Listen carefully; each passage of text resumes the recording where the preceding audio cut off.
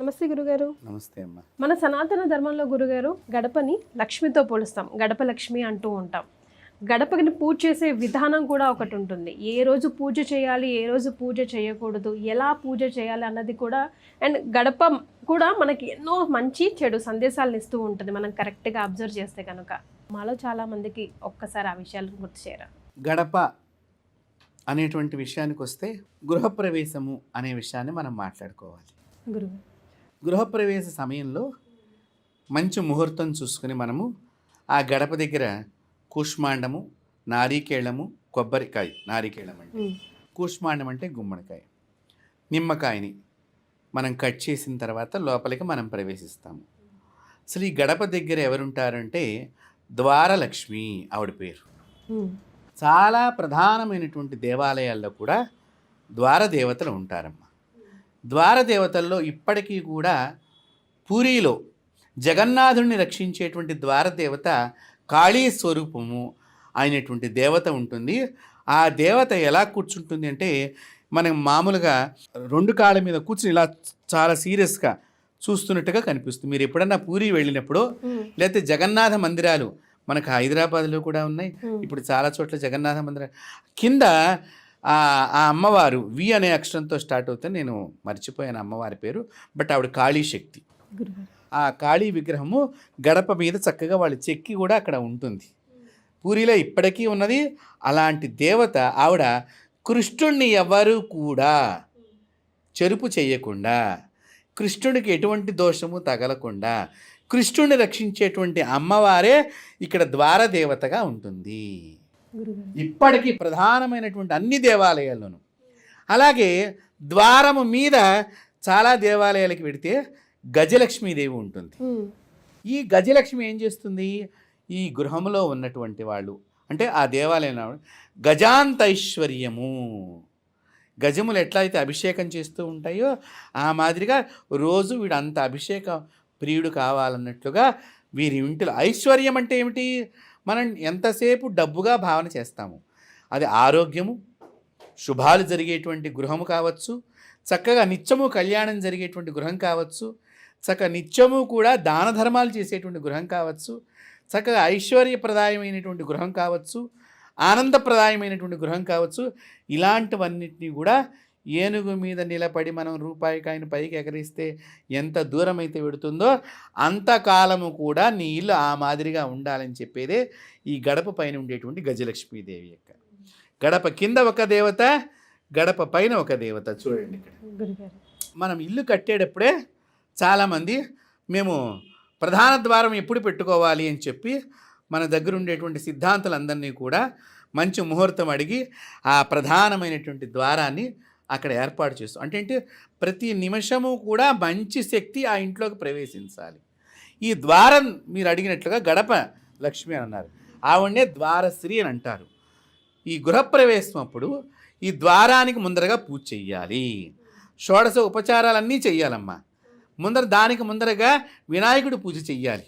వినాయకుడి పూజ కూడా ఆ గడప మీదనే పసుపు ముద్ద పెట్టి స్వామివారికి పూజించిన తర్వాత మళ్ళీ ఆ దాని మీదనే తమలపాకు వేసి ద్వారదేవతలాగా భావన చేసి ఆ తమలపాకు మీదనే అమ్మవారికి మనం పూజ చేస్తూ ఉండాలి.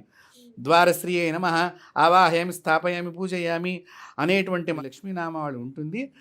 ఆ విధంగానే ఆమెను పూజించి హారతంతా ఇచ్చిన తర్వాత అప్పుడు ముహూర్త సమయానికి ఆ ద్వారదేవత ఎలా రక్షించాలి అంటే బాగా మంచిగా భోజనం చేసి మంచి బలంగా ఉండి ఆ అమ్మవారు లోపల యజమానిని రక్షించాలి. ఈ ద్వారం లోపలికి ఎటువంటి దుష్టశక్తులు రావద్దు. ఇప్పటిదాకా పనిచేసినటువంటి వారు ఏది పనికొచ్చే వాళ్ళ దగ్గర కూడా అశౌచం ఉండవచ్చు. ఎందుకంటే మనం మామూలుగా వాళ్ళకి తెలియదు మైలు వచ్చిందా లేదో తెలియదు, ఎవరి వాళ్ళ చుట్టాలు బంధువులు పోయి ఉండవచ్చు, మళ్ళీ మనం డ్యూటీ మానేసుకుంటే డబ్బులు రావు, ఇలా రకరకాలుగా కట్టే సిమెంట్ వర్కర్స్ దగ్గర కానివ్వండి, కార్పెంటరీ వర్కర్స్ దగ్గర కానివ్వండి, పెయింటింగ్ వర్కర్స్ దగ్గర కానివ్వండి, స్లాబ్ వర్కర్స్ దగ్గర ఎక్కడైనా ఏదైనా దోషాలుంటే ఈ ద్వారము దగ్గర ఈ కూష్మాండాన్ని, నారీకేళాన్ని, నీంబూ ఫలం అంటే నిమ్మకాయని మనము కట్ చేసిన తర్వాత దానికి ఎర్రని కుంకుమ వేసిన తర్వాత బలిగా ఆ ద్వారదేవతకి సమర్పణ చేసిన తర్వాత చక్కని ముహూర్తానికి లోపలికి అడుగు పెడతాం. ఇది ద్వారదేవత యొక్క శక్తి. ఇలా చేస్తూ ప్రతిరోజు ద్వారదేవతకి బొట్టు గనక పెట్టినట్లయితే మీ ఇంటి లోపలికి చేతబడి బాణామతి ఇట్లాంటి ఎవరైనా మీ మీద ప్రయోగం చేసినా లోపలికి ఆ దుష్టశక్తి రాకుండా ఈ ద్వారదేవత అడ్డుకుంటూ ఉంటుంది. అప్పుడంతే ఇప్పుడు మనం మాట్లాడుకున్నదంతా చూస్తే మనం ద్వారం బయట గడప బయట ఉండే పూజ చేస్తున్నాం. మరి లోపల ఉండి పూజ చేయాలా, బయట ఉండి పూజ చేయాలా గడప లక్ష్మికి అన్న కాంట్రవర్సీ ఎక్కడి నుంచి వచ్చింది గురువుగారు? అంటే ఇప్పుడు నేను చెప్పిందంతా గృహప్రవేశం ముందర కాబట్టి ఇదంతా బయట నుంచే మనం పూజ చేస్తాము. ఇప్పుడు లోపలికి వెళ్ళాము, లోపలికి వెళ్ళిన తర్వాత కూడా గృహప్రవేశం అయిపోయాం, 1 సంవత్సరం అయిపోయింది. ఇప్పుడు మనం ఎలా గడపని పూజించాలంటే కూడా చక్కగా బయటకు వచ్చి చక్కని పవిత్ర జలాలతో ఒక బట్ట తీసుకుని ఆ బట్టని తడిపేసి ఆ గడపనంతా తుడిచేసేసి, రోజు తుడవాలి అంటే సమయం అవుతుంది కాబట్టి కనీసం శుక్రవారం రోజునన్నా చక్కని బట్టతో తుడిచేసేసి పసుపు రాసి 5 బొట్లు పెట్టాలమ్మా. 5 అంటే ఇట్లా 3గా కనిపిస్తే ఇలా 3గా సో ఉంటాయి. శుక్రవారం రోజు గడపకి తప్పకుండా చెయ్యాలి. చేసి ధూపం వేసి మీరు ఆ పక్కగానే బయట చక్కని నిమ్మకాయ కట్ చేసి పెట్టినట్లయితే ఆ ద్వారానికి చాలా బలమైన శక్తి వస్తుంది. అనారోగ్యాలు లోపలికి ఆశ్రయించవు. కాబట్టి ఇది ద్వార యొక్క పూజా విధానంలో ప్రతిరోజు ఒక బొట్టు పెట్టండి. ఆ బొట్టు మీ ఇంటిని తప్పకుండా కాపాడుతుంది. బొట్టు పెట్టినప్పుడు ఇంటి లోపల అయినా నిలబడి పెట్టవచ్చు, బయటికి వచ్చైనా పెట్టవచ్చు. కానీ గడపకి మాత్రము బొట్టు పెట్టడం అనేది ప్రతి ఒక్కరూ చేయటం మూలకంగా దానికి చాలా మీకు తెలియనంత శక్తి ప్రవేశిస్తుంది.